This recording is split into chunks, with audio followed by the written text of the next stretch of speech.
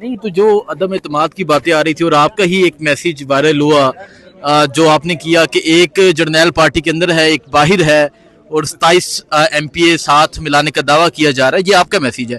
तो यहाँ आप तमाम MPs को साथ आपने खड़ा किया अडयाला के बाहर, क्या मकसद क्या है?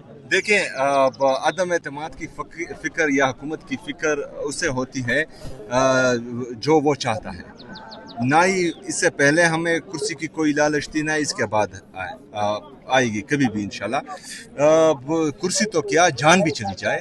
इमरान खान साहब का जो विजन है इंशाल्लाह ताला उसके मुताबिक हम काम करते रहेंगे। लोग नेगेटिविटी पे लाते हैं, हम जो हैं हमारा फोकस सिर्फ और सिर्फ इमरान खान है। इमरान खान साहब की तहरीक हकीकी आज़ादी की तहरीक है, वो हमारा मकसद है। तो इससे कोई फर्क नहीं पड़ता जो ये मीडिया प्रोपेगेंडा कर रहे हैं। बाकी जो जहाँ पर मीटिंग्स हो रही हैं, जो मीटिंग कर रहा है, कौन कौन साजिश है, कौन सा ब्रिगेडियर है, कौन सा जर्नैल है, कौन सा बैरिस्टर है, वो सब मुझे पता है। और जहाँ जहाँ पर मीटिंग्स हो रही हैं वो सब मुझे पता है, अभी से नहीं 2 महीनों से पता है। लेकिन ये मेरे लिए फ़र्क नहीं करता, क्योंकि मैं अपनी एनर्जी उस पर वेस्ट ही नहीं करता। मेरी एनर्जी जो है सारी की सारी इमरान खान साहब के लिए है और उसकी तहरीक पर है इंशाल्लाह। सर 91 MPs आपके और भी है, लेकिन एक MPA का जो है वो आके मैसेज करना कि इसका उसका आप नाम ले लें, ये बता दीजिएगा। और वो MPA भी यहाँ पर मौजूद नहीं है, मौजूद भी नहीं है। और ये भी है कि कल एक उनकी कहा जा रहा है कि उनकी मीटिंग भी हुई है इधर इस्लामाबाद में, उनकी कहीं रिहाइश गाह पर कोई मीटिंग भी की गई है, इसके बारे में क्या कहते हैं? देखिए, हमारा फोकस इमरान खान साहब है। बाकी जो जिनका मकसद है, कुर्सी हमारा मकसद है ही नहीं। कुर्सी आती है जाती है, जान आती है जाती है, इसकी कोई फिक्र ही नहीं है। लेकिन इमरान खान साहब ने जो जिम्मेदारी दी है इंशाल्लाह ताला 1 इंच भी उससे ना पीछे हटेंगे और ना ही इस कुर्सी के लिए अपने मकसद पर कंप्रोमाइज़ करेंगे। बाकी जो जिसका दिल करे वो करे। सीएम साहब अली अमीन गंडापुर के बारे में एक राय पाई जाती है सुबह से पे कि वो पार्टी डिसीजन जो है वो उनको फॉलो नहीं करते या उस हवाले से वो एतमाद में नहीं रहते। क्या मरकजी क़यादत से वो रास्ते में है? देखिए, ये तो मरकज़ी क़यादत ही बताएगी। बाकी जो हम कॉल देते हैं तो वो भी MPA हैं, तमाम MPAs आते हैं, उनको भी आना चाहिए। बहरहाल उनकी मसरूफियात होगी तो शायद वो नहीं आते। बाकी जो है पार्टी डिसिप्लिन पर एक्शन जो है वो पार्टी का काम होता है और पार्टी की मरकज़ी क़यादत का, तो वो उनका ही काम होता है। इस पर मैं कुछ नहीं कह सकता। आज आप यहाँ पे पहुँचे 3री दफ़ा, अगर आज यहाँ पे मुलाकात नहीं करवाई जाती तो फिर आप आगे क्या लाएअमल करेंगे? कि 8 माह आपको भी हो चुके हैं बतौर वज़ीर आला, उसके बाद मुलाकात पे पाबंदी, इमरान खान को रात के अंधेरों में हॉस्पिटल लेकर जाया गया, तो क्या कब तक इंतज़ार किया जा रहा है? क्या आपका लाएअमल मज़ीद हो सकता है? देखें, पहली बात तो ये है कि ये हुकूमत जो जाली हुकूमत मुल्क पर मुसल्लत की गई है, ये इनके लाने वालों पर बहुत बड़ी लाइबिलिटी बन गई है। पाकिस्तान का कर्जा 43,000 अरब रुपए से 97,000 अरब रुपए तक पहुंच चुका है। इसका मतलब ये है कि 75 सालों में हमने 43,000 अरब रुपए कर्जा लिया था। सिर्फ 3-4 सालों में ये 97,000 अरब, मतलब उससे डबल तक पहुंच चुका है।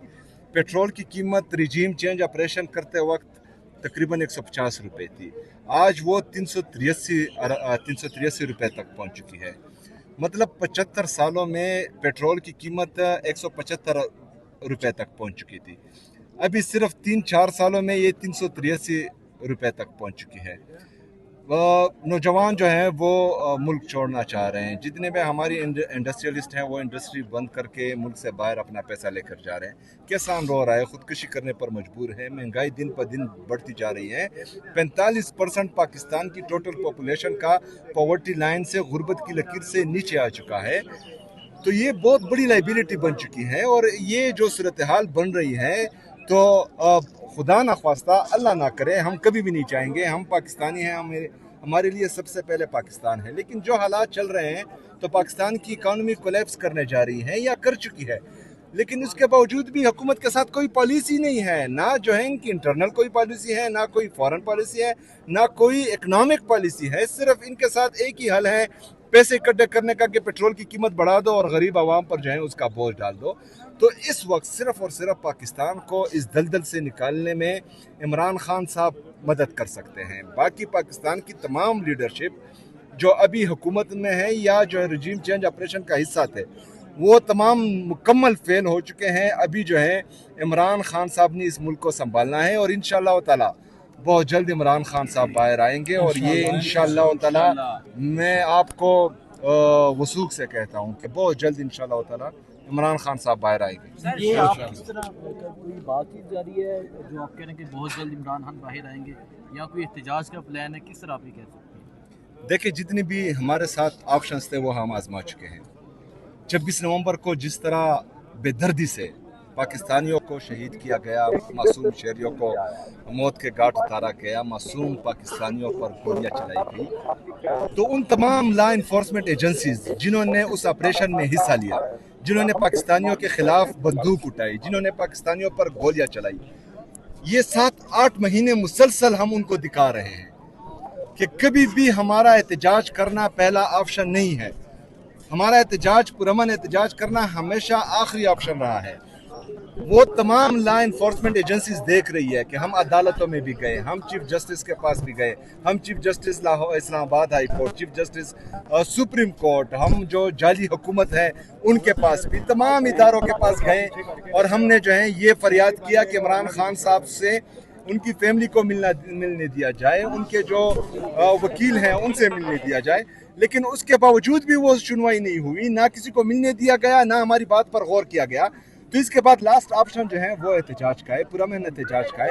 وہ آپشن ہم ضرور استعمال کریں گے، لیکن لا انفورسمنٹ ایجنسیز جنہوں نے پاکستانیوں کے خلاف بندوق اٹھائی، 26 نومبر کو معصوم لوگوں کو شہید کیا، ان کو بتانا چاہتا ہوں کہ اگر فرض کریں ان تمام جو ہمارے آئینی اور قانونی راستے ہیں ان کو اپنانے کے بعد بھی ہماری کوئی سنوائی نہیں ہوئی، اور ہم احتجاج، پرامن احتجاج کی طرف جاتے ہیں، اور آپ پھر بھی گولیاں چلاتے ہیں، تو آپ سے بڑا بے شرم اور بے غیرت اس دنیا میں کوئی نہیں ہوگا.